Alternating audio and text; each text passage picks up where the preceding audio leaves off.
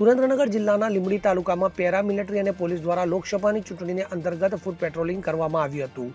જિલ્લામાં આગામી લોકસભા ચૂંટણી અનવ્ય તાલુકાના ટાઉનમાં સંવેદનશીલ વિસ્તારમાં પેરામિલિટરી ફોર્સ તેમજ taluka circle police inspector M H. Puvar, police sub inspector B K. Maruda, police sub inspector G N. Maheshwari તેમજ સ્ટાફ દ્વારા ફૂટ પેટ્રોલિંગ કરવામાં આવ્યું હતું, જેમાં પોલીસ કાફલા સહિત પેરામિલિટરીના જવાનો હાજર રહ્યા હતા। તો ખાસ કરીને આગામી લોકસભાની ચૂંટણી દરમિયાન કોઈ અનિચ્છનીય ઘટના ન બને તે અનુસંધાને આ ફૂટ પેટ્રોલિંગ સંવેદનશીલ વિસ્તારોમાં કરવામાં આવ્યું હતું। કલ્પેશ વાઢેર સાથે CN24 ન્યૂઝ, સુરેન્દ્રનગર।